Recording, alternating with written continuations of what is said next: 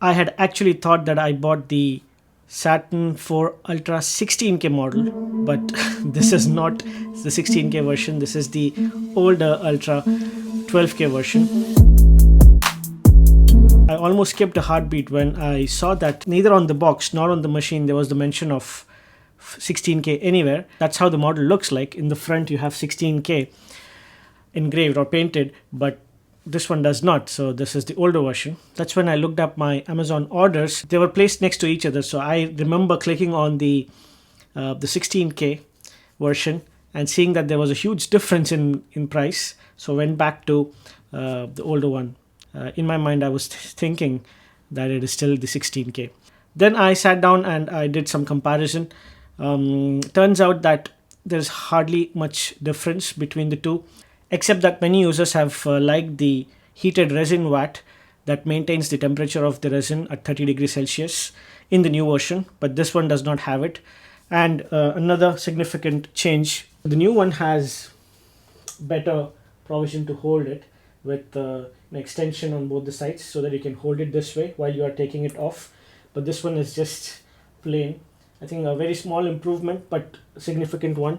Ultimately, it's the resolution of the screen. You need a microscope to actually tell the difference between the two, because 12K is also very superior in quality and in details. I'll stick on to this and I'll get started with 3D printing. I'll learn from this model and see how far I can go. Although Elegoo claims that both the Saturn 4 Ultra and the Saturn 4 Ultra 16K models have auto leveling build plates, you still have to do the manual leveling.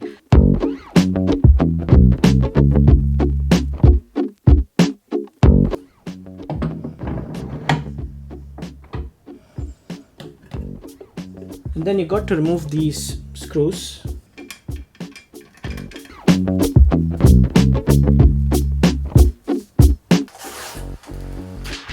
And then there is a film here as well on the actual screen.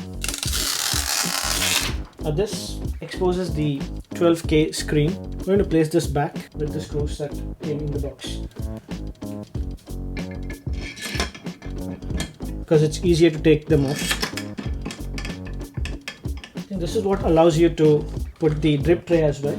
So this is your complete physical setup of the device. So now let's do the manual leveling of the build plate. We don't need the drip tray. Got the power brick here and the cable. Okay, let me now turn it on. Okay, just started. Saturn 4 Ultra. Select language. Choose English. Wi-Fi is now connected. Just leave it as it is. Confirm. It's performing a self-test now. New version detected. I think I'll just upgrade now. So after the upgrade, it said reboot the machine to ensure parameter updates. So I just rebooted the device. This is where you have to go for the manual leveling. Click on next. Since it's being calibrated, do not touch the device. Please remove the resin tank. Okay.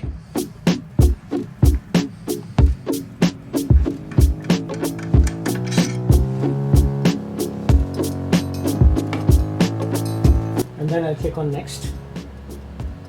I did not see any leveling cards inside the package, so maybe we'll have to just tear a sheet of paper into 4 pieces and place them in 4 corners as shown on the screen. I'll take a normal print paper. Okay, so I've taken 4 equal parts of paper and I'm going to place them.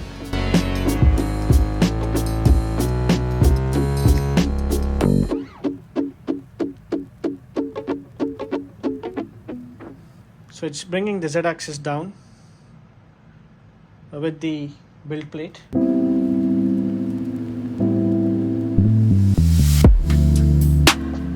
Now the build plate is going to apply some pressure on the papers, on the screen actually, just to make sure that they're well calibrated, and it'll show a graph here on the amount of pressure it applies. So if I try to pull this, it's not coming off, it's not even moving. Same thing with the back one. all sides are pretty tight. I'm not able to even move the paper. So in your case, if at all you see that the papers are sliding out, then you will have to tighten the screws above so that it applies more pressure, and then up to a point where you're not able to move the papers anymore. So this is pretty good. It almost feels like it has been pre-calibrated. So I'll just hit on next. Manual leveling completed. I'll just confirm. So after you click on confirm, it's now doing precise calibration, and finally it says manual calibration successful. So I'll just click on confirm.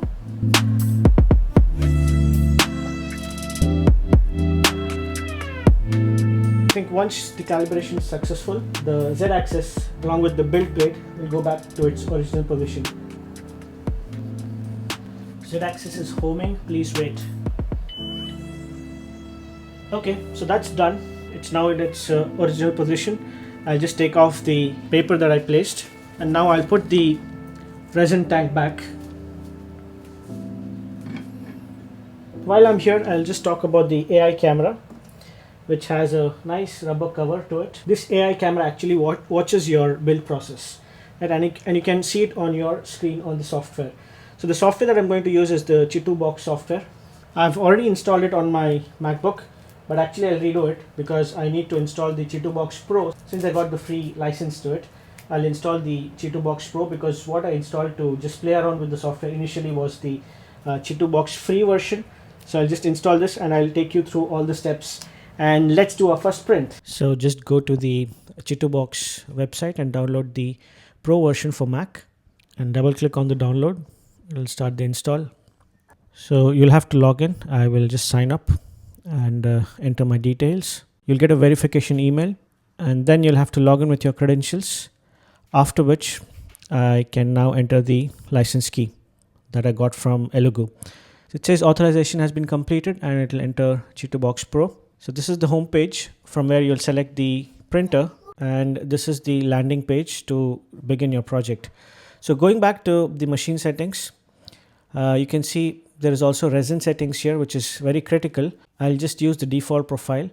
Let's look at the parameters here. So there is bottom exposure time, bottom layer count, layer height, and color. There's also resin density, but I'm not going to touch any of this because I've chosen the printer, so I'm assuming that the default settings will work. I bought a new table just for the 3D printer because there was not enough space on the previous table, and it was also very small and wobbly. So I wanted to get something more stable for the printer in case it starts shaking a bit. Then I didn't want to disturb the print. So this is wider than what is seen in the screen, and I'm able to place not just the printer but also the washer and the curing station. So I have everything on the table. I spent a lot of time on the software because it was not straightforward. The new version 2 of Chitubox Pro was not very much user friendly, or I think it's only because I'm new to it. I felt that I had to spend more time understanding the different layers. And also I've been a little over optimistic because I chose a car model to print as my first ever 3D model. I should have chosen something probably more simpler, like a cube or the pawn of chess. I know this is MrTechyBiker channel, and you would have expected me to print a motorcycle, and that is definitely my plan, but I didn't want to do that in the first go. Otherwise I would have felt really bad if it had not come out well. So I'm trying out with a car which is the Honda I was about to say Honda Fury, the Honda Accord, which I drive here in UAE. So I got an STL file of that, and I loaded that into Chitubox software. I did what was required through ChatGPT. I just went through the steps. Of course I'm still not able to go back and edit the minor details, but I just used most of the features out of the box, like the auto align, auto generation of the supports, and even then I did not get a perfect tick for all the checks because there are still about 99 islands, which is more like floating points within the model. So when the printer is printing from the base, like it goes layer by layer, right? So if there are islands, there is a chance or high risk that the print would fail. But I'm still going ahead with that, mainly because I know that those islands are the internal parts of the car, which is like the interiors, the seats, the steering and all of that, the dashboard. So I'm hopeful that at least it will complete the outer body of the car. So the slice is finally ready with 93 eye lines, and I'm still going to go ahead and give my first print. So let's begin. I'm super excited. I hope it does not break, but even if it does, this will be a learning, and of course it's a first model, so I can't expect it to be 100% perfect. I've also installed the Chitubox manager that lets you use the camera and view the angle on your monitor, so you can actually see the printing in action, and I'm super excited about that. Another thing is the box comes with a USB pen drive, but you don't really need this because through the Chitubox manager you can send the file wirelessly and directly access the file on the system, on the printer, and give a print from there. And that's what I'm going to do. I have the protective gear here, although not best quality. Whatever came in the box, I'm going to use that. These gloves and a mask. I also know that resin emits a lot of fumes, so it's good to be in a ventilated room. I'm going to open the door to the balcony here while the printing begins, but I'm going to keep it in this angle because I want to record the whole process so that you guys can watch it. I feel like I'm entering an operation theater. The resin that I'm going to use is the water washable resin, as you can see. So this is also by Elegoo. I'm going to give a good shake. Let me turn on the camera.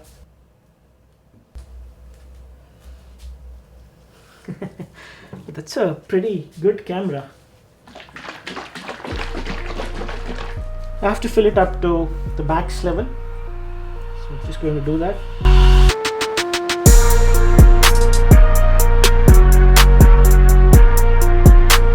It's basically 1 full liter.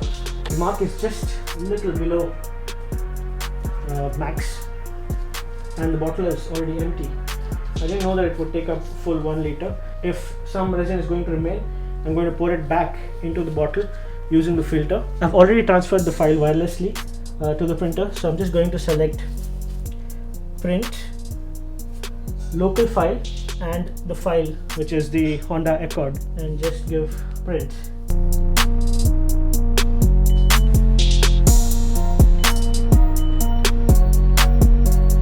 It's slightly noisy, although not too much.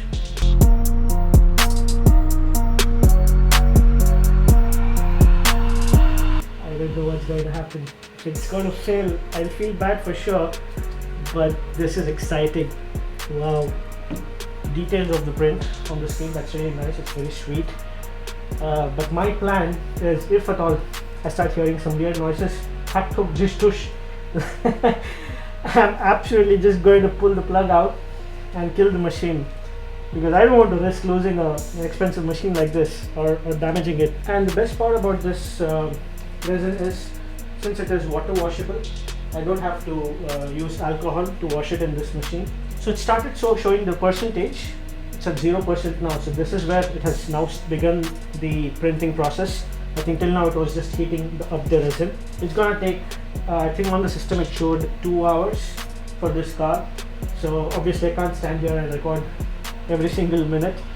I'm going to cut short the video here, and then once it reaches 50%, I'll continue recording again for some time, and then we'll see if it becomes successful at 100%. Well, hang on there. You will see that in the next video very soon.